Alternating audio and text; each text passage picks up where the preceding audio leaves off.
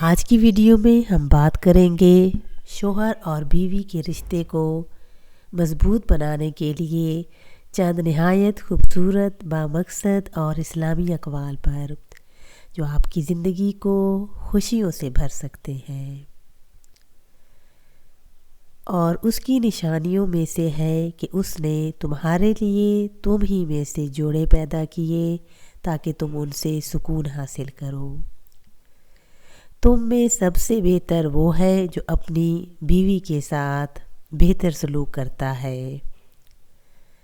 رشتہ بچانے کے لیے دلیل نہیں، دل چاہیے۔ خوشگوار شادی دو اچھے معاف کرنے والوں کا اتحاد ہے۔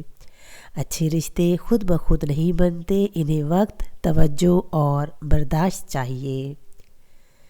مضبوط رشتہ وہ ہوتا ہے جہاں دونوں مشکل وقت میں ایک دوسرے کا ساتھ نہ چھوڑیں۔ اچھی شادی وہ نہیں جس میں کوئی مسئلہ نہ ہو، بلکہ وہ ہے جس میں دونوں ایک ساتھ مسائل کا حل تلاش کریں۔ شوہر اور بیوی کے درمیان محبت ایک نعمت ہے، اسے عزت، صبر اور توجہ سے پروان چڑھایا جاتا ہے۔ رشتہ تب مضبوط ہوتا ہے جب دلیل سے زیادہ دل کو اہمیت دی جاتی ہے۔ اچھے رشتے خود بخود نہیں بنتے، انہیں وقت، توجہ اور قربانی چاہیے۔ جہاں انا ختم ہوتی ہے وہیں سے محبت کی ابتدا ہوتی ہے۔ جو رشتہ اللہ کے لیے نبھایا جائے وہ دنیا کی آزمائشوں سے نہیں ٹوٹتا۔ بیوی کی مسکراہٹ شوہر کی ذمہ داری ہے اور شوہر کا سکون بیوی کی ذمہ داری ہے۔ کہا سنا معاف کرو، زندگی مختصر ہے۔ رشتے نبھانے والوں کے نصیب بھی خوبصورت ہوتے ہیں۔ محبت کا اصل رنگ تب نظر آتا ہے جب غصے میں بھی احترام باقی رہے۔ بیوی کے جذبات اور شوہر کے حالات دونوں کو سمجھنا ضروری ہے۔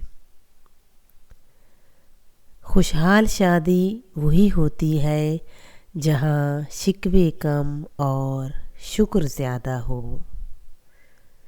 گھر وہ جگہ ہے جہاں پیار اور عزت سے بولا جائے، چیخ و پکار سے نہیں۔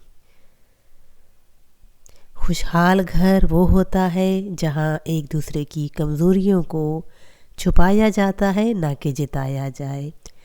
کبھی کبھار صرف خاموشی رشتے کو بکھرنے سے بچا لیتی ہے۔ یاد رکھیں، ازدواجی زندگی ایک بہت بڑی نعمت ہے، لیکن نعمتوں کی قدر کرنی پڑتی ہے۔ اگر آپ چاہتے ہیں کہ آپ کا گھر جنت بنے تو ایک دوسرے کے لیے دعا کریں، برداشت کریں، محبت کریں۔ رشتہ اس وقت سب سے زیادہ خوبصورت ہوتا ہے جب اس میں میں نہیں، ہم ہو۔